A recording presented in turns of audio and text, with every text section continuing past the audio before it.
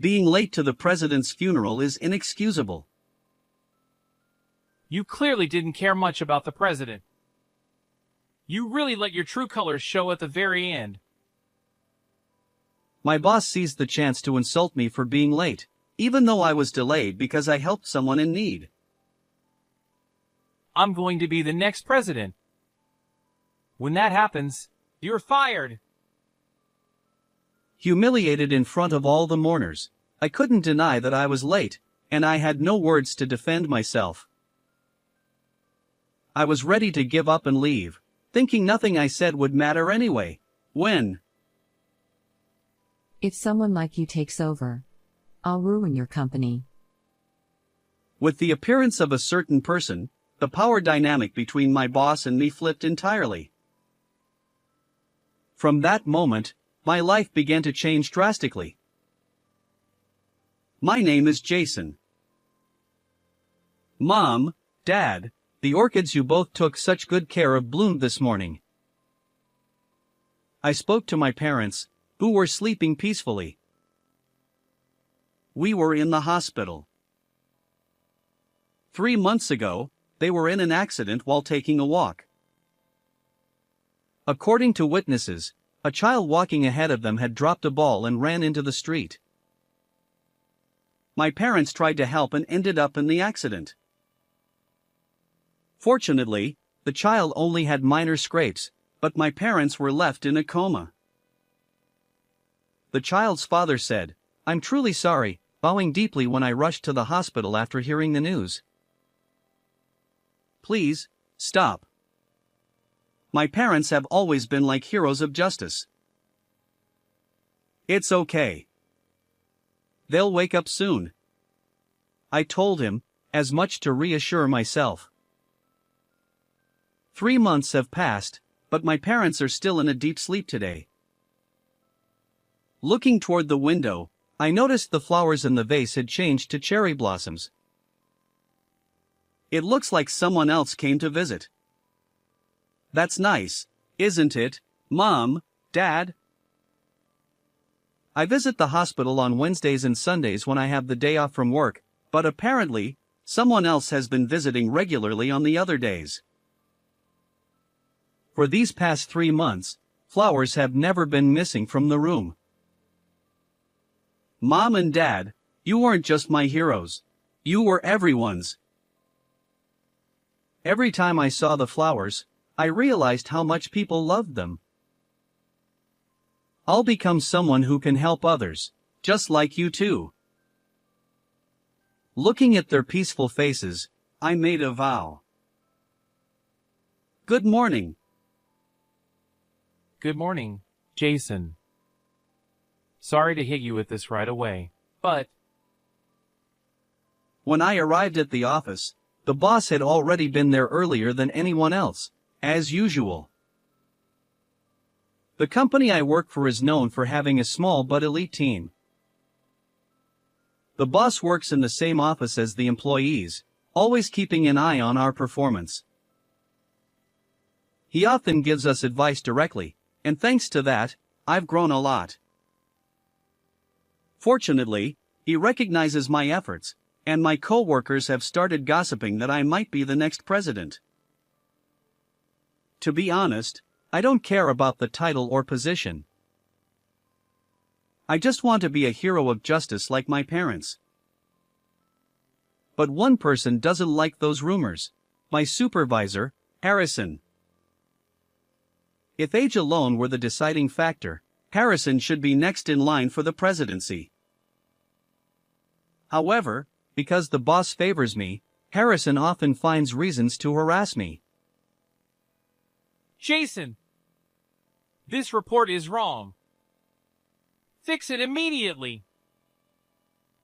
Sorry.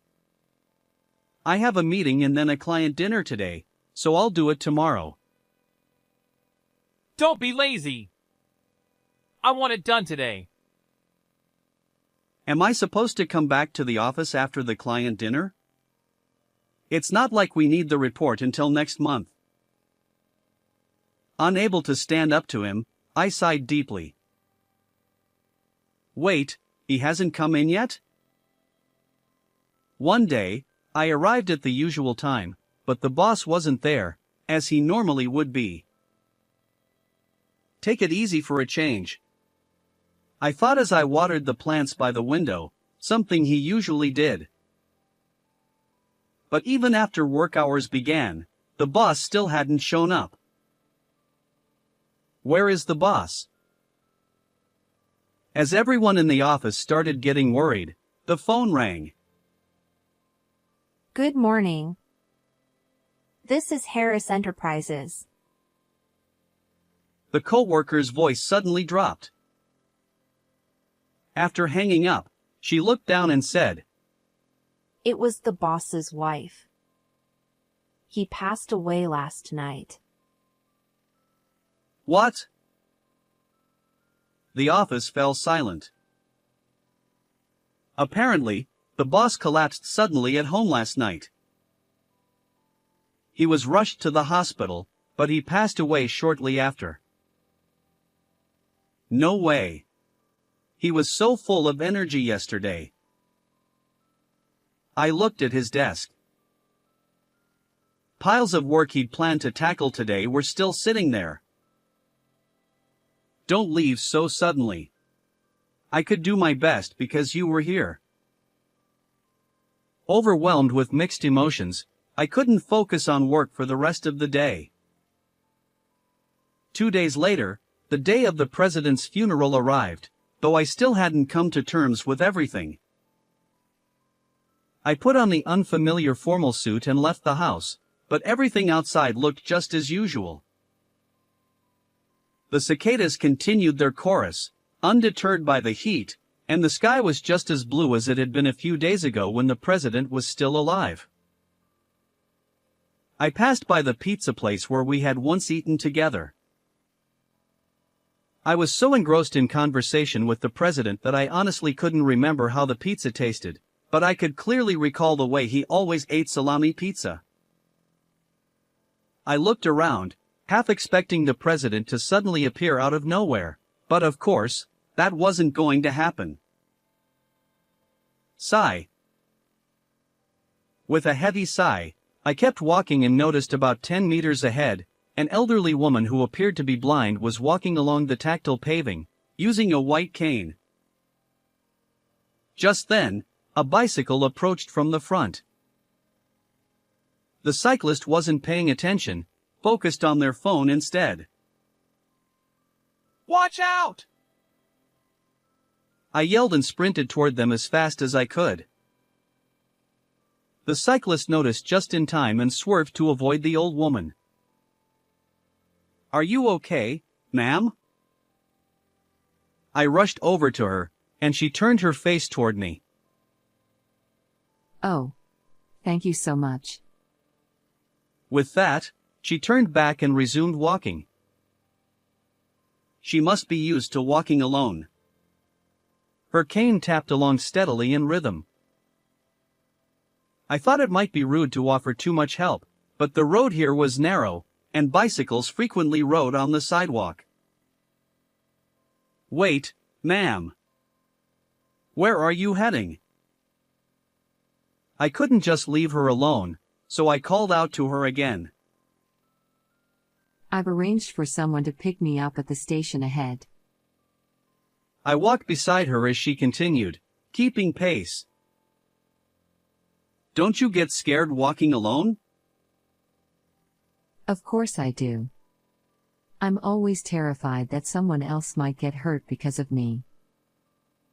Her voice was much quieter than before. I was surprised by her unexpected answer. She wasn't worried about her own safety but about those around her. Suddenly, I thought of my parents. It's okay, ma'am. No one's going to get hurt. We're all here to help each other, so don't think it's your fault. That's right. My parents didn't sacrifice themselves. They just helped the person in front of them. Perhaps sensing my sudden silence, the old woman began asking me questions about my job and other things. You're a dependable young man. What's your name? My name is Jason. Jason. I'm Nancy. I hope we meet again someday.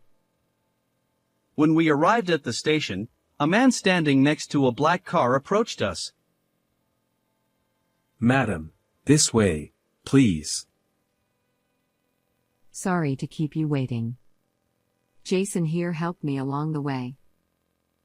Oh, I see. Thank you very much for your help. Both the man and Nancy bowed deeply to show their gratitude. No need to thank me. I just walked with her. Well, I'll be off now. With that, I turned around and dashed back the way I had come. When I arrived at the funeral hall, the ceremony had already started. Sitting in the back row, I gazed at the portrait of my president, recalling all the days we worked together. His face in the photo looked as gentle as always. When my parents had their accident, he had quietly stayed by my side, supporting me. Thanks to you, I've been able to move forward in life. I wanted to express my gratitude even more. I wanted to work with him so much longer. Tears kept flowing uncontrollably. After the service ended, Harrison came over to me. Late to the boss's funeral? Unbelievable! You really didn't care about him, did you? You finally slipped up in the end. He seized the opportunity to belittle me. I'm the next boss, and when that happens, you're fired. In front of all the attendees, Harrison humiliated me. I felt bitter, but being late to the funeral was my fault. I couldn't say anything in return. He continued to mock me without mercy as I remained silent. People around us frowned and started whispering to each other. I didn't want to make things worse and disrespect the boss, so I decided to leave before the casket was carried out. Just then, a black luxury car pulled up in front of the hall. This car, it looks familiar. The driver stepped out and opened the back door. To my surprise, Nancy was inside. We've been expecting you, madam. One of the attendees hurried toward the car. Wait, Nancy's a company president? I couldn't help but shout in surprise. Nancy turned her head toward me, hearing my voice. Oh, it's that young man. The woman next to her whispered something into her ear.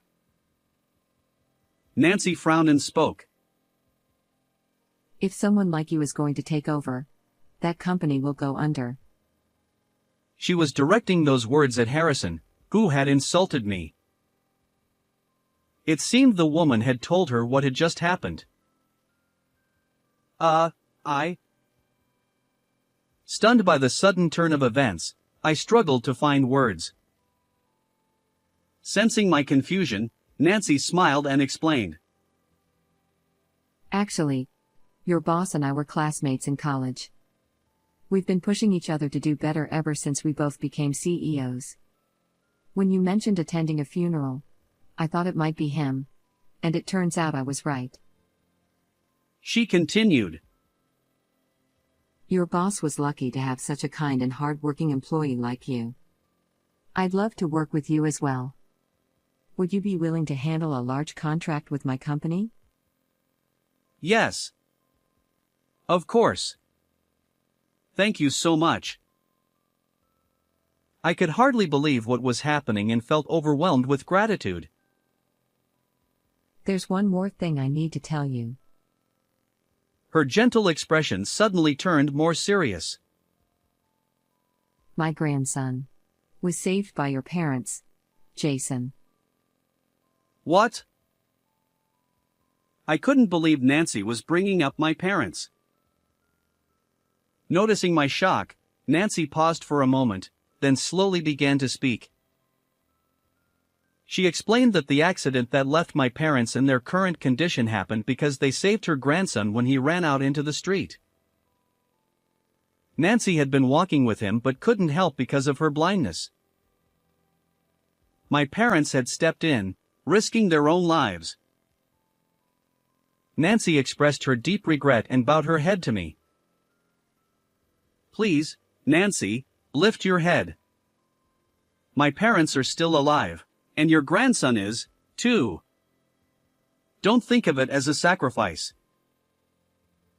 I spoke from my heart, trying to reassure her. As Nancy lifted her head, tears streamed down her face. Thank you for helping me earlier, even though you were late to such an important funeral. It's rare to find someone who can naturally extend a hand to those in need. Jason, you're just like your parents. Her words moved me deeply. I might not be able to do much, but maybe I was becoming a little more like my parents. The thought brought tears to my eyes.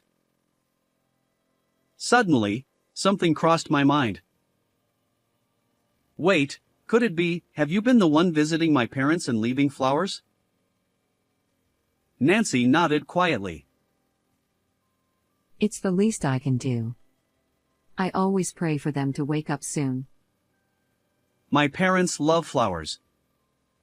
I'm sure they're happy, surrounded by their fragrance. Hearing that, Nancy finally gave a small, gentle smile. After the boss passed away, it felt like there was a hole in my heart, but I couldn't stay sad forever. We had to protect the company he left behind. With that thought in mind, we worked as hard as we could.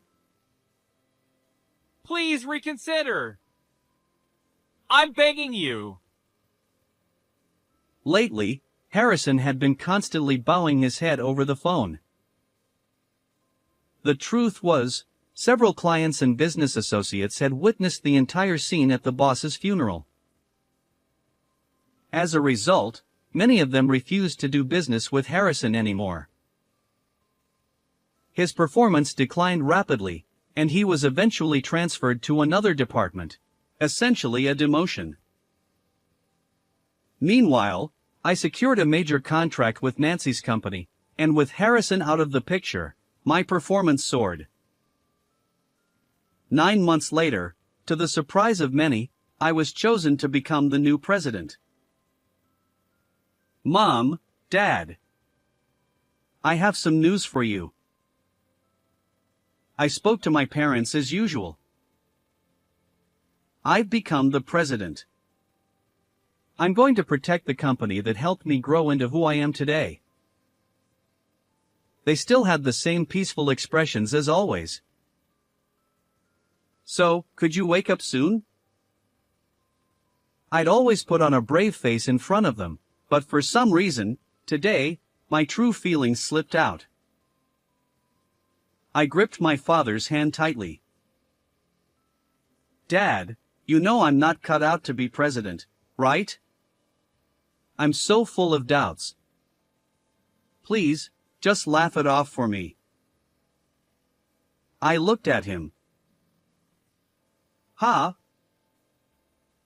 Did he hear me? His eyelid twitched slightly. Dad. Dad. The grip on my hand tightened, and slowly, he opened his eyes. Do you recognize me? It's Jason. My father looked at me, smiled a little, and nodded. Where's your mom? She's still sleeping since the accident. I hurried over to my mom's side and took her hand. Mom! Dad's awake. You should wake up too. I want to drink your soup again. My father called out her name as well. Then, I felt her fingers move slightly. Mom! Mom! Incredibly, my mom opened her eyes just a little. I had such a pleasant dream, surrounded by the scent of so many flowers. She smiled. I couldn't believe it. I was actually talking to both of them. My vision blurred with tears as I tried to get a better look at their faces. With my face soaked in tears, I pointed toward the window. The child you saved is doing well. Their family always brings these flowers for you. Sweet peas, aren't they? How lovely. In the direction they were looking, colorful sweet peas bloomed. Coincidentally, sweet peas were my mother's favorite flower. Thank you, Nancy, I whispered in my heart. The sight of my beloved parents smiling at each other was blindingly beautiful. It struck me how truly happy it is to have the people you care about smiling right in front of you. So, is it true? You've become the president? Really? We should celebrate. I'm not a kid anymore, no need to celebrate. I felt embarrassed and declined without thinking. No matter how old you get, you'll always be our precious child. Everyone is special to someone, so life must be cherished. Sorry for making you worry, Jason. My father bowed his head, and my mother followed suit. I'm proud of you, Dad and Mom. I want to become more like both of you. I looked into their eyes and expressed my feelings. They exchanged glances, their eyes filling with tears. Ah, I'm so happy. Savoring this happiness, I vowed to keep living with my parents as my inspiration. How did you enjoy today's story? Don't forget to subscribe to the channel. See you in the next video.